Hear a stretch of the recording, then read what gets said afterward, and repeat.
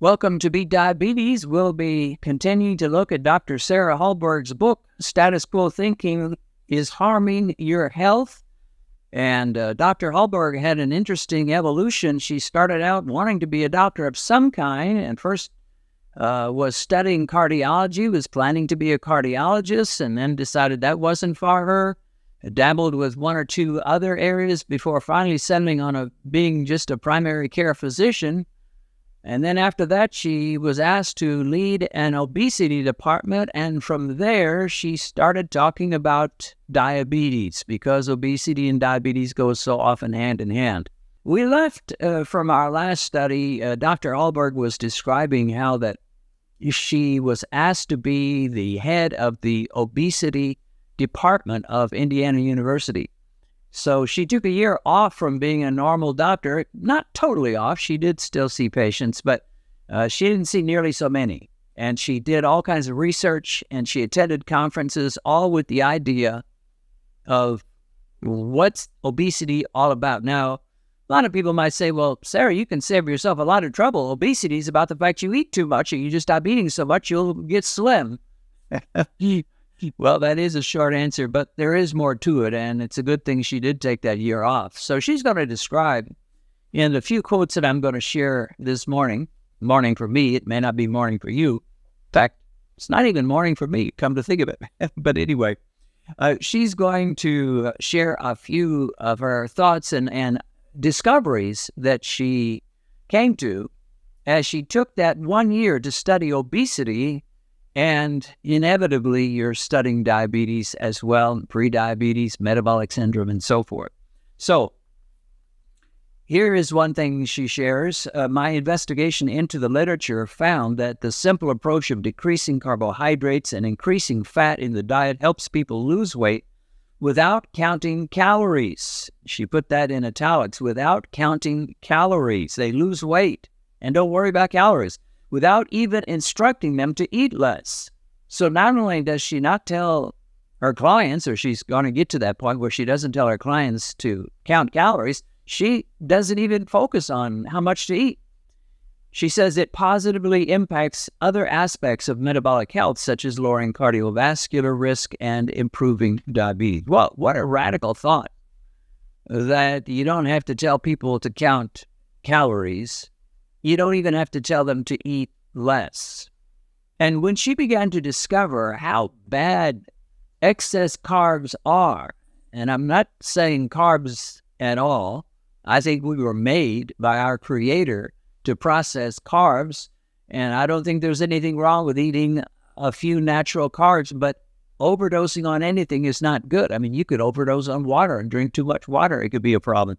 We're overdosing on carbs. She tells how her husband had told her when he ate carbs, before she ever knew any of this, her husband, whose name was Brad, would tell her, I just don't feel good when I eat a lot of carbs. He says, it makes me feel listless, it makes me feel puffy. And she would laugh at him and mock him and tell him how dumb that was. Everybody knew carbs were good for you. And as she did this deep dive into obesity, metabolic syndrome, and the role that carbohydrates play in all that, she realized what he was saying was no doubt true for him, and she had to apologize to him for mocking him when he told her that carbs made him just feel yucky. So she goes on to say, I did not have to restrict calories. I did not have to try and eat less. I could eat as much as I wanted by just avoiding carbohydrate-rich foods. Can you imagine? The head of an obesity clinic who doesn't worry about calories, doesn't hardly mention calories, doesn't talk about portions and portion control. I mean, that goes against everything people have assumed is just what you do when you want to beat obesity. And it's interesting that Dr. Jason Fung, who was a hero to many in the low-carb movement, including myself, I really respect him, he wrote a book called Obesity Code before he wrote the other book called The Diabetes Code.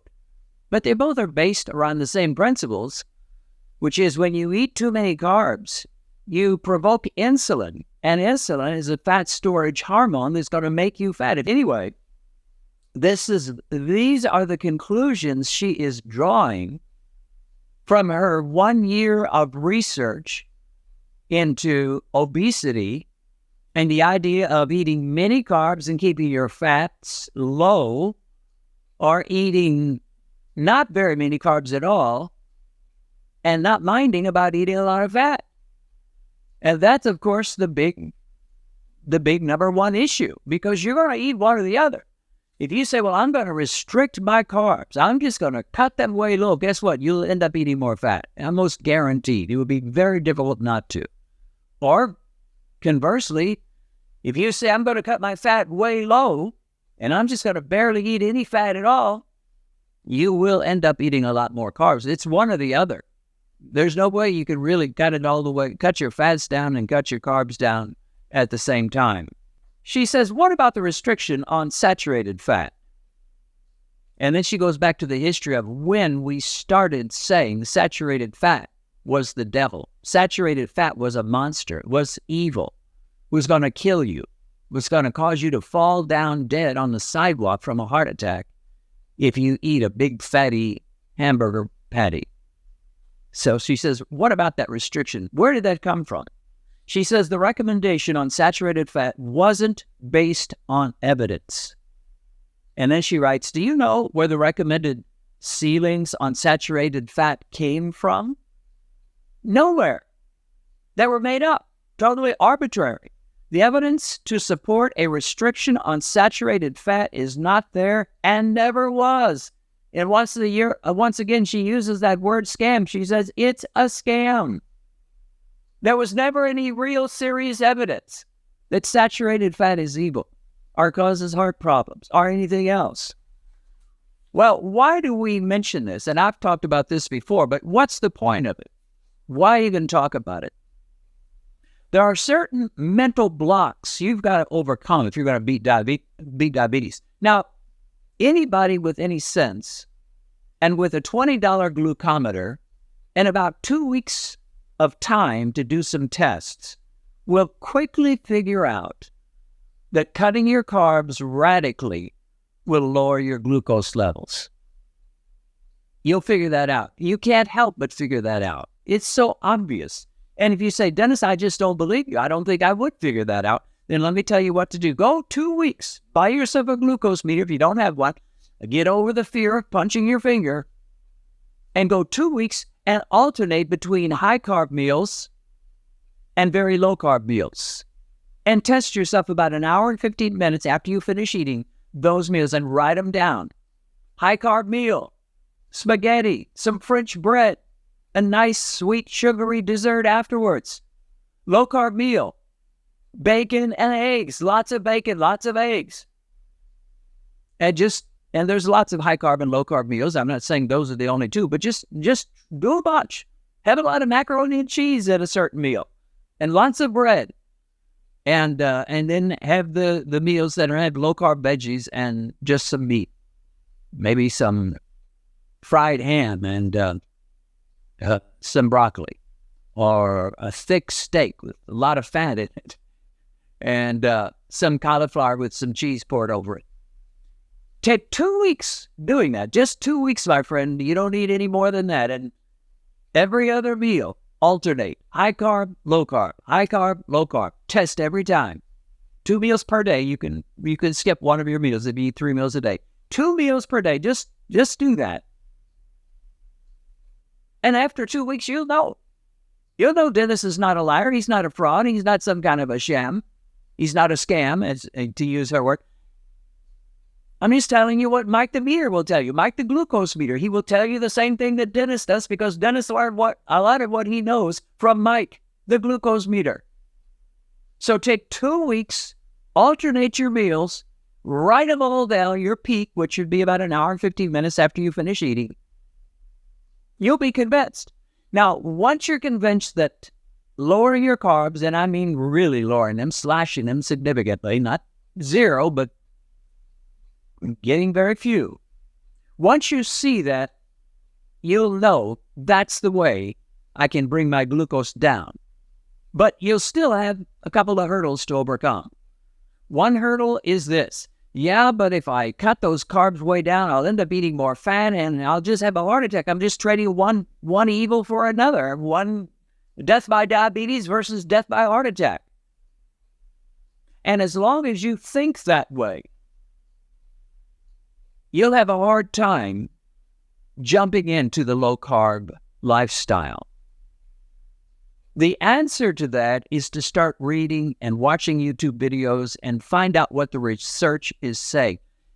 What Dr. Hallberg says is this whole idea that high fat leads to heart attacks was based on zero evidence. There just isn't the evidence to demonstrate it.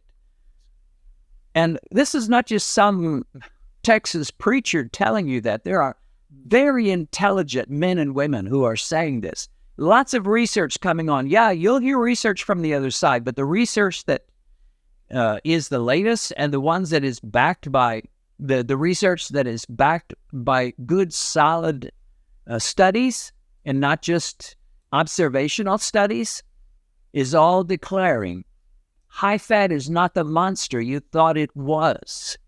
It's high sugar and high carb. That's one hurdle you can overcome. If you get past that, you're pretty well on your way. The only other real significant hurdle to keep you from jumping in with both feet into the low-carb lifestyle and beating diabetes, the only other hurdle is, you say, yeah, but I'll have to give up so many things I like. I mean, baked potatoes and all these wonderful things, macaroni and cheese and all these sugary desserts. It's not nearly the sacrifice you think it is. There are so many low-carb recipes. And yes, low-carb desserts. You know what I had for breakfast this morning? And I don't normally eat breakfast. I usually will have bulletproof coffee, but on Saturday mornings, which is when I'm recording this, we had a breakfast. I had a pancake smothered with butter and syrup and whipped cream over the top with some nuts mixed in and 2 nice, good-sized sausage patties. Delicious.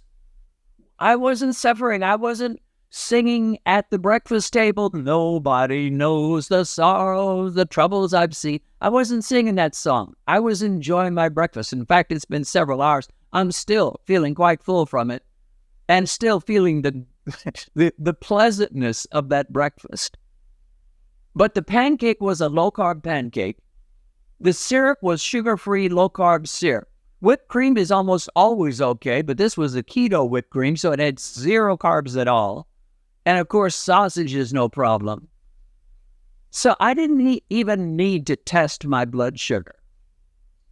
I knew I was going to be just fine. I've tested it enough to know that that kind of a meal is not going to jack up my blood sugar. And so that's the other hurdle. We can prove it. We can demonstrate it. Mike the Meter can demonstrate to you that when you cut those carbohydrates and you cut that sugar out of your diet, boom, glucose goes down. It happens just as sure as if you hold a baseball and let it go, it will fall to the ground. Not 9 times out of 10, not 99 times out of 100. If you let a ball go, it will fall to the ground 1 million times out of 1 million tries. It will always fall to the ground. It would be a miracle of miracles if it fell upwards. And if you cut your carbohydrates and sugar, my friend, not 9 times out of 10, 10 times out of 10, your glucose will go down. Now, if your pancreas doesn't work at all and your beta cells are all dead, then yeah, you're going to need a little extra insulin. And you work with your doctor on that. But if your pancreas is still working pretty well, your glucose is going to drop like a stone. And these are some of the things Sarah Hallberg discovered as she took this year to do research about obesity and indirectly about diabetes.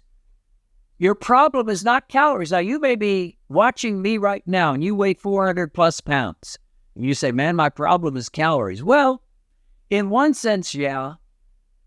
But in another sense, if you just go low carb, you'll be on your way to losing a lot of weight. There may be a time where you'll have to think about portion control and cutting some of the total intake. But boy, about that first year, you don't even have to worry about it because you'll just lose weight automatically. There's kind of a leveling off at some point. I know it because it happened for me. So you will eventually level off and may have to think about portion control and maybe even calories. But boy, for almost a good year, you won't even have to think about it. It'll just drop off. So enjoy it. Jump in. There's nothing to keep you from beating diabetes. God bless you. Do you need more information and inspiration about beating diabetes? The very first line of our description is nearly always a link to our hundreds of videos toward that one subject, how to beat diabetes. Click on that link and start watching these videos. You'll be blessed and I believe greatly helped.